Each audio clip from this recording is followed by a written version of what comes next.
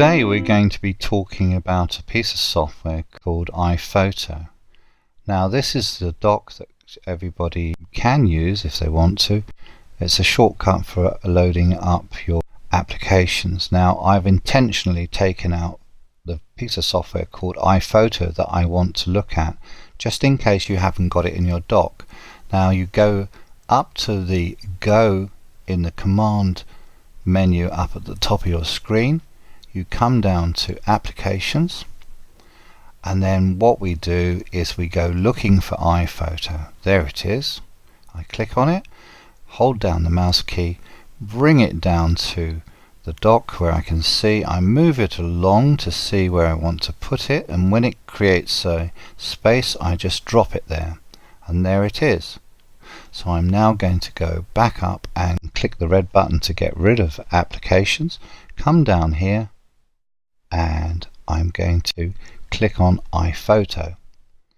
So here we have iPhoto open, and it's opened it in the last album that I was working on, and I'm going to explain about albums. But first of all, let's go up to the top of the menu here, and we have what under library we have events. Well, events are self-evident: birthday parties, kind of celebrations, any event that you deem really. The next one is photos. This is the root where everything, think of it as a general kind of photographic cupboard where you keep everything, and basically it doesn't change unless you delete stuff.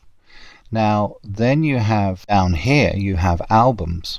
When you create an album like I have here with the D60 RAW, all it's doing is allowing me to click on photos. If I click on them, there's all my photos. Now if I wanted to take a photograph, I can click on it and then I can drag it down and put it in the folder. Now that doesn't mean that it's made a copy. All it's done is given software like a roadmap, a shortcut, saying when you go into test, basically it's put a indication that you wanted that file, but really the photograph actually is living in here. It's just a nice way that you can, rather than have to search through loads of photographs, you can actually specify groups of photographs in albums. So I'm going to return to this folder here, and we're going to come back up to some of the other libraries. Well, Faces is the face recognition software that used to be used by spies. You used to see them in the movies on their computer running through hundreds if not thousands of faces trying to do a face match, and that does virtually the same. It will match all Auntie Nell or your daughters or your father or your brothers and sisters. Very useful. Places is also depends on the camera you use. If it has GPS, it will take the coordinates and location of where you took the photograph. So now we're going to be talking about this particular menu here called Edit. We click on that. As you can see, all the icons have changed, and they're pretty straightforward. Rotate, crop, which allows you to crop something, reposition it, and then when you hit return it will crop only that. So I don't need that, so I'm going to go back up to the edit and undo photo crop. Enhance. Now I don't think this enhance is going to work on this particular photograph because it's pretty dynamic as it is, but when you click on that it changes the picture, tries to make it what the program makers believe is a good photograph in color and contrast. The next one is red eye, where everybody's seen that, where you see people that look like they're coming out of a Dracula film because they have red eyes. That basically is very simple. You have two circles, you place them on each eye and you click and it gets rid of the red eye. The retouch we're going to cover in a later video, so I'll pass on to the two that I want to talk about the Adjust menu and the Effects menu. In the Adjust menu, up here you see that we have the profile of light and dark tones. It's a visualized representation of the information that you have in your particular picture. Exposure, adjust overall lightness of image. Then we have adjust differences between light and dark in contrast. Then we have saturation, which is change color intensity. Next we have select to keep the tones the same. Then we have definition, clarifies detail and improves local contrast. Then we have increases detail by darkening highlights. Then we have increases detail by lightening shadows.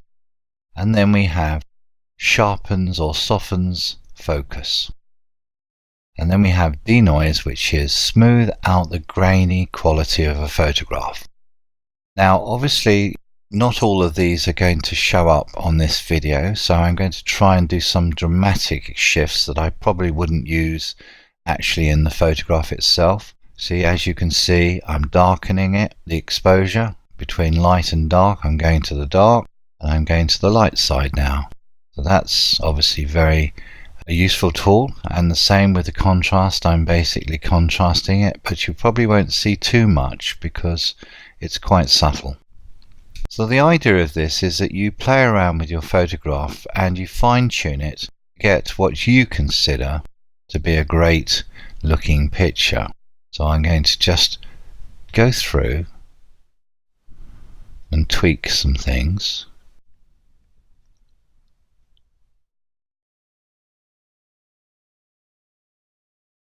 Now the sharpening tool, you have to be careful with the sharpening tool and the denoise. The sharpening tool can actually make your image look very hard and grainy, so be careful with this tool. The same with the denoise, that can basically make a picture go from good to bad if you're not careful. Temperature, adjust color temperature. In other words, you may have been out doing a couple of photographs of a landscape on a summer's day, and it's a beautiful day, and when you come home look at them on the computer, you basically realize they don't look very summery. There's something cold about them, so you can actually just tweak it and you can add some warmth to the photograph, or it could be the other way, it could be too warm, so you can bring it back to the colder side of the color scheme. A tint adjusts the red and green tints. A tint is like a color, so you see, very useful if you're doing a website and you have a color system in your website and you want to use this photograph, and you say, well, you know, my website is, the colors are green, so let's make this photograph match the colors in my website. Obviously this handle here means basically reset everything. I won't touch that. And now copy all these different adjustments I've made. I can copy them by clicking the copy button,